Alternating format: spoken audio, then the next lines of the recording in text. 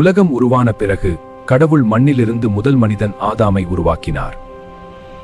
அவர் ஆதாமை அழகான ஏதேன் தோட்டத்தில் வாழ வைத்தார்.